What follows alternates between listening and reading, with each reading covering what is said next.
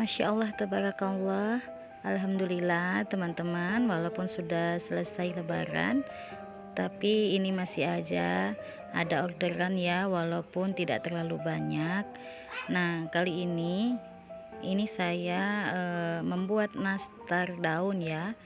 Nah, ini pesanan kebetulan nastar daun, dan ada nastar klasik dan juga nastar keju.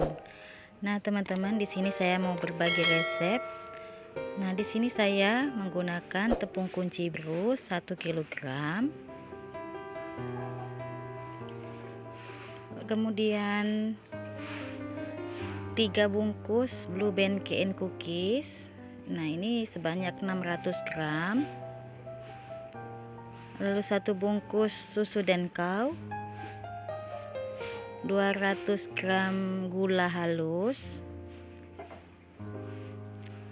dan 4 butir kuning telur.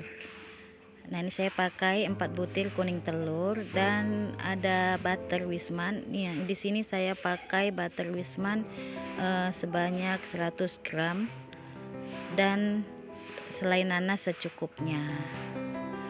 Nah, lanjut, ini saya nggak pakai mixer ya teman-teman, saya aduk manual menggunakan centong nasi ya, bisa pakai whisker. Nah, kebetulan ini mixer lagi rusak, tapi pesanan masih ada, jadi saya tetap membuatnya walau tanpa mixer. Nah, ini masuk gula, lalu kita aduk sampai tekstur margarinnya itu lembut ya, seperti ini.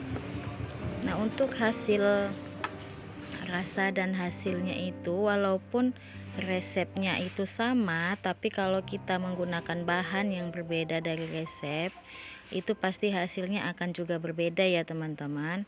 Nah, ini saya pakai walaupun termasuk ekonomis, tapi saya pakai bahan yang berkualitas, jadi rasanya itu tidak mengecewakan untuk customer. Nah, di sini saya masukkan tepungnya itu sedikit demi sedikit ya, kita aduk sampai tercampur rata.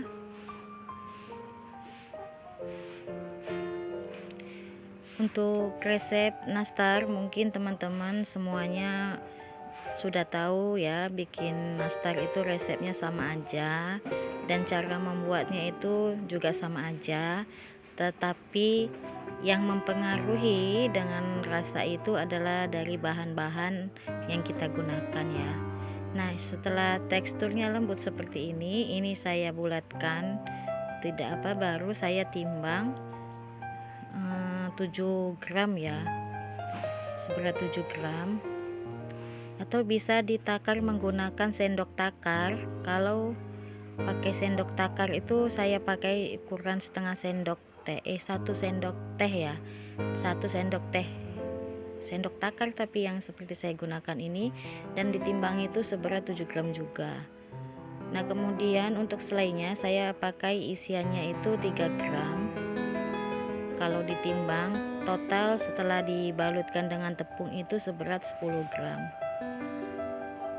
Tapi untuk isiannya itu sesuai ya teman-teman, mau lebih besar, kalau ingin lebih besar lagi tepungnya itu juga, adonan tepungnya itu harus sesuai ya, paling tidak 2 kali lipatnya dari selai nanasnya.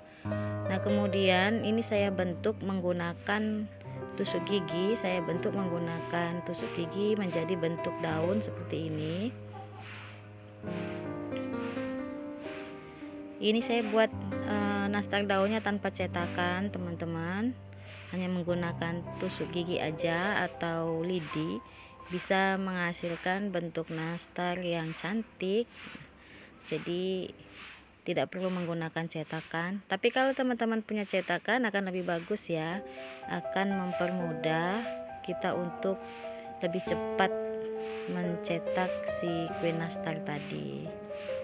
Nah, lanjut semuanya, ini mau saya bulatkan, mau saya bentuk nastarnya seperti ini ya, sampai semuanya selesai.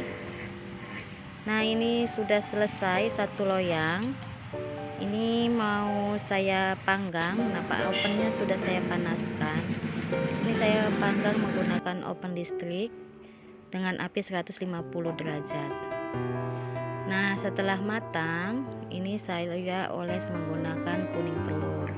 Untuk olesannya ini saya pakai 2 butir kuning telur, kemudian 1 sendok teh minyak goreng dan 1 sendok teh air ya. Jadi saya campur dengan air, tidak menggunakan susu ataupun madu. Nah, setelah 1 kali oles, kemudian saya timpa lagi sampai 2 kali polesan sampai hasilnya seperti ini ya, glowing ya teman-teman. Nah, ini enggak akan mengelupas kuning telurnya walaupun menggunakan air. Nah, setelah selesai dioles, ini sudah dioles semua, lalu saya panggang lagi menggunakan api atas 130 derajat selama 15 menit. Dan untuk api bawahnya itu saya juga pakai 130 derajat, tapi ini saya taruh di bagian atas ya, karena ini hanya tinggal mematangkan si kuning telurnya aja. Nah, ini tadi baru saya pindah, ini setelah udah matang ya teman-teman. Warnanya cantik ya, warnanya kuning keemasan seperti ini. Lalu kita diamkan dulu sampai dingin. Nah, setelah ada dingin, ini saya mau masukkan di sini ya, di kertas cup roti ya, cup nastar ya.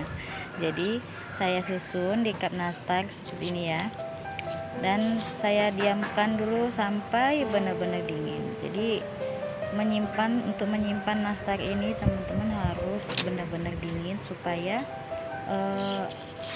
kue nastarnya itu lebih awet ya, lebih tahan lama. Karena selain nanas itu dia masih hangat ya, walaupun dia terasa dingin tapi dalamnya itu masih panas gitu. Jadi harus benar-benar dingin lalu dikemas dalam toples. Nah, kebetulan ini mau saya packing untuk keluar kota.